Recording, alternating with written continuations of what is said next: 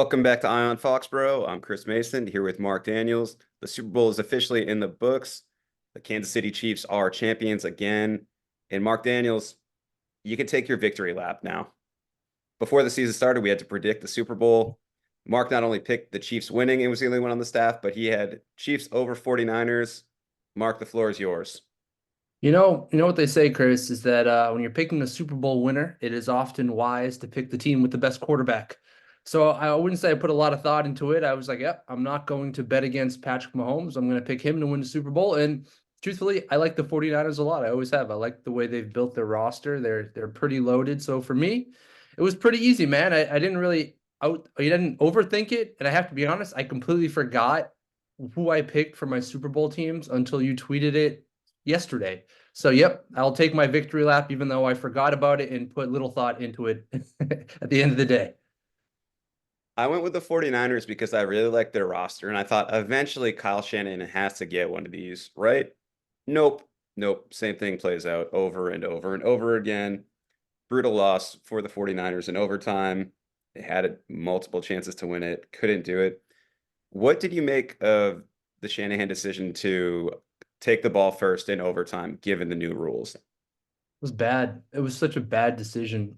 At the end of the day, I think you don't want to give Patrick Mahomes a chance to win the Super Bowl. So what I would have done, say, all right, we win the toss. We're going to defer. We're going to let Patrick Mahomes and the Chiefs come out because, best case scenario is you stop them or hold them to a field goal, and then you know what you need to do. Like if Mahomes goes out there first and scores a touchdown, it changes your strategy. You know you're going for it on fourth down. You know you need to score a touchdown. I hated it, man. It's like right when they took the ball, I was like, if they don't score a touchdown, it's over. I think we all knew that because Mahomes is the best quarterback in the NFL. I dislike the decision. I would have rather had the ball second just because you would know what you need to do. I think giving Mahomes a chance to win the game was the wrong move. Yeah, and I mean, I read Kyle's reasoning after where he was like, well, if we both scored touchdowns or both scored field goals, I wanted the ball in sudden death with a third possession, which is like, yeah, I mean, I kind of get that. The Chiefs could have just negated that by trying to go for two if they needed a touchdown, and then they could have ended it there on the second possession. I mean, the one explanation that would have made way more sense to me is if he was like, my defense was exhausted. They needed a break because they looked really, really tired at the end of regulation and throwing them right back out there. I think you're basically guaranteeing a Chiefs touchdown no matter what. I mean, they scored one anyways eventually, but Good point. that would be like kind of like feel for the game. Like, okay, I get what you're saying here. But the most alarming thing of all of this is the 49ers players didn't know the rules. Kyle Shanahan is such a control freak where like I was reading an athletic story on him the other day.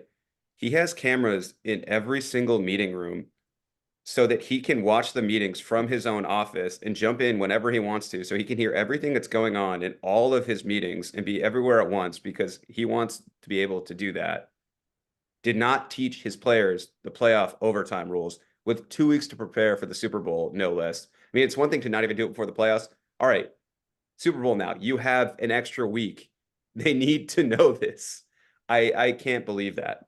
And what was it the Kansas City Chiefs players were actually saying they were talking about it in training camp. Right. They've talked like as soon as the rule passed, Chiefs players when they got together in the summer, like, oh yeah, did you hear about this new rule? This is how it is. And they even said that they talked about it going into the game because that's what you do. I mean, Kyle Shanahan, he's an offensive genius, but I think clearly he lacks some as a head coach by evidence of that. The fact that his players didn't know the Super Bowl rules, Chris, but before they're about to play the Super Bowl, like the OT rules is insane to me. It is just wild.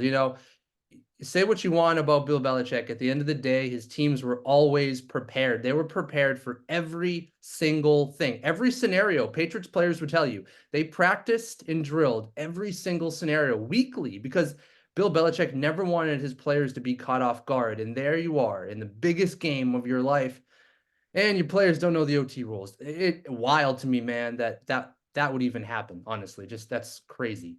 Dude, Bill was so meticulous that he would try and simulate the longer half times for Super Yeah. Bowl. So guys would be ready for that because they're always inevitably longer with the halftime show. And this one, I think, was over half an hour as opposed to your normal like 16, 18 minutes, wherever that falls. So that's just something that's still missing from the Kyle Shanahan skill set. Like, yeah, offensive guru can scheme all these guys open. I mean, you got a 3rd and 4 with 2 minutes to go in the game. A first down essentially is going to end it, and you can't scheme it open. So I don't know. I don't know what that says, but I think my biggest issue with his coaching in this game was just going away from Christian McCaffrey for a giant chunk in the middle of the game when they had the lead. Yeah. There was something from like it's around 10 minutes in the second quarter to like late in the third quarter where McCaffrey had 1 carry with the lead. And it's like, what are you doing? You're overthinking this so badly. Well, it's you're absolutely right. I thought the same thing, but I think it also shows you like how the teams were built, right? Like Mhm. the 49ers are really a stacked roster with, I would say, Brock Purdy's a good young quarterback. He did earn like a legit Pro Bowl berth this year. It wasn't an alternate, is what I'm saying. Yeah. But with the 49ers in crunch time, like who do you want to have the ball in their hands? And it was clearly Christian McCaffrey, I think the best player in offense, one of the best players in the NFL. Conversely, though, in the Chiefs, crunch time, who do you want to have the ball in their hands? It's obvious Patrick Mahomes, Right. right? Like, what was it, the third or fourth down conversion where they just kept in Mahomes' hands Yeah, and he ran the for a fourth, the first fourth and down? one in overtime. Like in crunch time, Patrick Mahomes just took control and he did what he always does. He's the best quarterback in the NFL. It shows you, I think, a giant discrepancy in how to build a team, right? Because like we talk about it all the time, and I think now with the Patriots, you talk about what should they do in free agency, what should they do in the draft, and there are people out there. And listen, it's a good argument. Trade down. You could probably acquire maybe multiple first round picks, Chris. If you trade number 3, you might land a draft pick this year lower, and then 2, like that's a lot. And sure, you can build your roster, you build your team. I would love to point out though that the San Francisco 49ers went into this game with an NFL high 9 Pro Bowl players and 6 All Pros. This year in the All Pro voting, there were 3 unanimous selections. 2 were on the 49ers, Fred Warner and Christian McCaffrey. The San Francisco 49ers had a better roster than the Kansas City Chiefs. Why did they lose the Super Bowl? Because they didn't have the better quarterback, right? It's Patrick Mahomes. The NFL is just, it's a quarterback driven league. And you saying that about Christian McCaffrey, I agree wholeheartedly. The 49ers should have just leaned on McCaffrey more than they did, and that probably cost them. But I also think like if we were to, talk about the Patriots or what we think about the Patriots after this game, like my argument with all of this is, you know what? Don't trade down. Don't sign Baker Mayfield. Don't sign Kirk Cousins. Draft a quarterback. Now, asterisk here, if you deem him worthy, draft a Mhm. quarterback in number 3. And I think the more I think about it, I'm like, all right, if there's a chance Jaden Daniels or Drake May turn into a top 10 franchise guy, I think you have to do it. And looking at that game sort of scream that to me. And I'm just wondering, what are your thoughts on that? Like for me, I'm like, man, listen, you can't guarantee drafting a Patrick Mahomes. It's rare, right? There's only one Mahomes. But if you can get a high upside guy, I kind of think they have to roll the dice. It is a gamble, but I think they need to take it. It definitely is. And I mean, the giant caveat is that's Patrick Mahomes. Like, he's the Yeah. best quarterback in the league by far. Like, I don't think there's really a close second right now. When a playoff run starts, who do you want? It's Mahomes, and there's no question about it. Having said that, I do agree that I think they should take a quarterback at 3. I think, like, if you take a step back and take a much wider look at the next couple of years, free agents classes are bad. There's nobody that you're immediately like, oh yeah, this guy is a long-term answer no matter what. The draft class next year, it looks pretty weak at quarterback. And I think that it really works for you in this draft. If you take a quarterback at 3, the tackle depth is so deep in this draft that you can still probably get a starting caliber tackle early in the second round. And so I Yep. think that you're able to address both those needs. Again, like you said, the asterisk is you have to like the guy. If you have a terrible grade on like Drake May and he is the guy at 3 and he's there and it's a bad fit, then don't force it. But I think that all 3 of these guys at the top of the draft are really building block type players. And I think that's like most of the evaluation right now. And so Yeah. I think it makes a ton of sense to take one of them at 3 and then go tackle early in the second round. And so like the other alternative here, guys, is they sign Kirk Cousins or Baker Mayfield, right? The 2 best quarterback free agents. My question for everyone who wants that, what does that bring you? You can say 8 to 10 wins, a wild card or divisional spot, fine.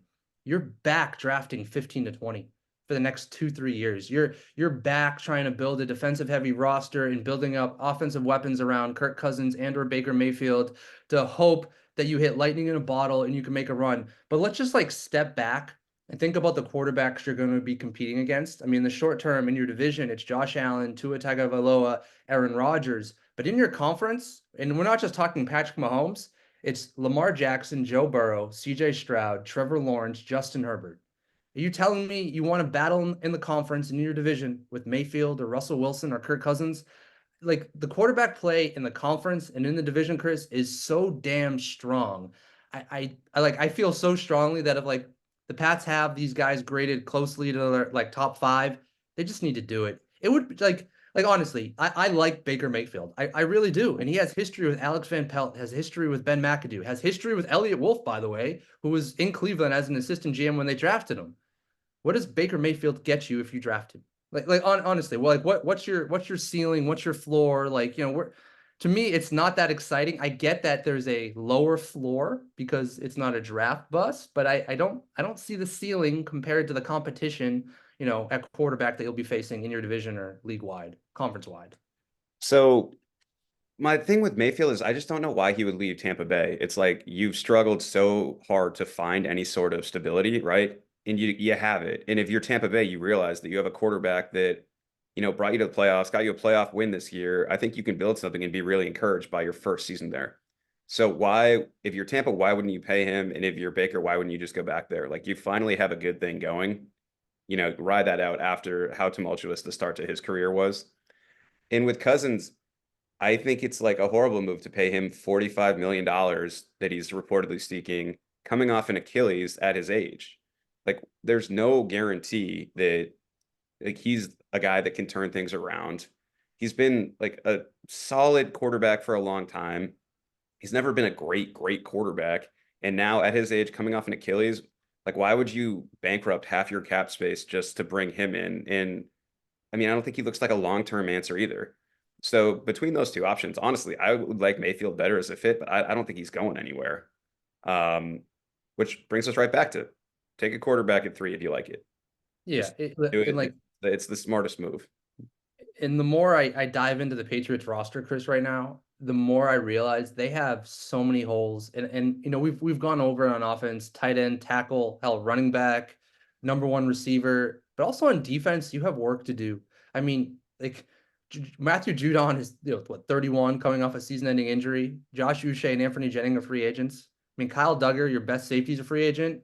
They might cut Adrian Phillips, and Jabril Peppers is only signed for one more year. You at cornerback, Jonathan Jones will be in a contract year. They're probably going to either release or restructure J.C. Jackson. Christian Gonzalez is coming off a season-ending injury. Like, you probably need more depth at safety. You need more depth at cornerback. You need more depth at edge rusher. That's on defense, which is your strong suit. Like, this isn't a quick fix, is what I'm saying, guys. Like, I understand. All right, trade down, get a bunch of draft picks, draft the tackle, sign this. Like, all right, maybe that you kick the can down the road. But like, look at like the Houston Texans and CJ Stroud, right? At number 2, they take a swing and they hit, and all of a sudden the arrow is pointing up. As opposed to say the New Orleans Saints, they acquired Derek Carr, who is a solid quarterback. The Saints are sort of in that nowhere's man, nowhere land. You know what I'm trying to say? They're in that Yeah. level of mediocrity where the Patriots have been. We're like, all right, yeah, with Derek Carr, you can win 8 games. You can win 10 games. I'm not picking Derek Carr over CJ Stroud in the playoffs. I'm not picking Derek Carr over, Dak Prescott in the playoffs. It's a tough game, and we've talked about this a lot, but I think like historically, the easiest way to find a franchise quarterback is to draft him in the first round. And I wrote this column, for MassLive today about this, and people are pointing out, well, the Chiefs didn't do that. The Chiefs had a playoff-ready team with Alex Smith, and they found the next guy. And I think that's great. You're very, very far away from being the Chiefs and Alex Smith. This is such a massive rebuild, Chris. There's no quick fix, is what I'm saying. Elliott Wolf and Gerard Mayo, they have a lot of work to do. So for me, it's like get the quarterback first and then do it. But man, this is a tough job right now. I'm talking about the front office new head coach. This is a hard job.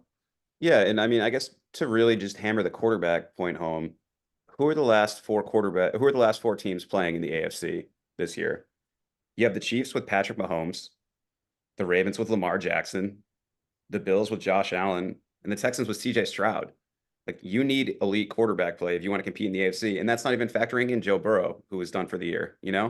So I do think that if you want to hang with the big dogs in this conference, you need to nail the quarterback, take him at number 3. Boom. The 49ers are also It's interesting because the 49ers tried to do that, right? They traded a boatload of draft picks up at number 3, in 2021, and they drafted Trey Lance. They missed. But their GM and their front office and their coaching staff it's good enough that they were able to make it up by building an elite roster around that quarterback position.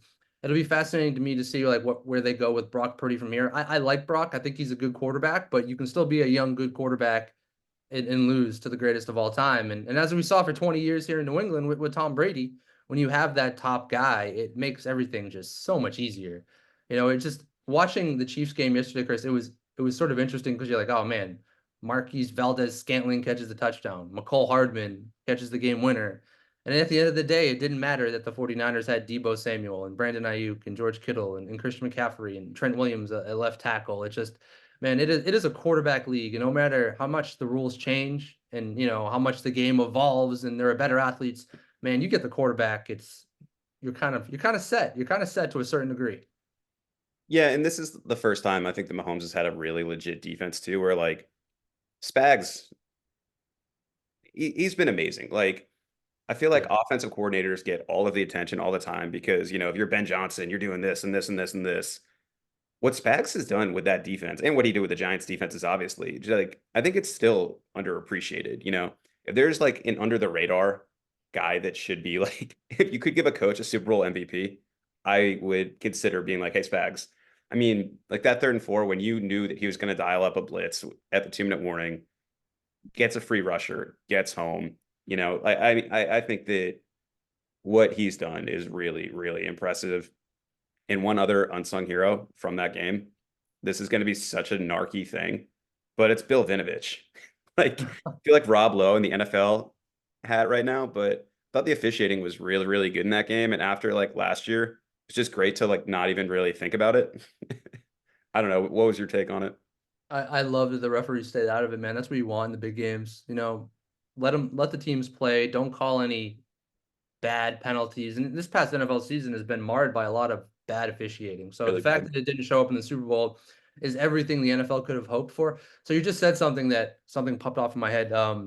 You talked about the blitz with Spags through, and it was Trent McDuffie.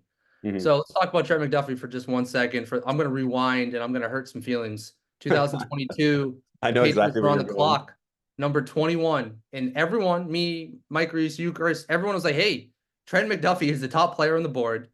Cornerback was a need for the Patriots, and instead of drafting Trent McDuffie, who is an All-Pro cornerback, they traded down with the Chiefs. Now the Chiefs draft Trent McDuffie, worked out great for them. Patriots received 3 draft picks for that: a first-round pick, Cole Strange, a 4th-round pick in that year's draft, Jack Jones, and then they turned the 3rd into a future 3rd, which was Marte Mapu. So let's rewind.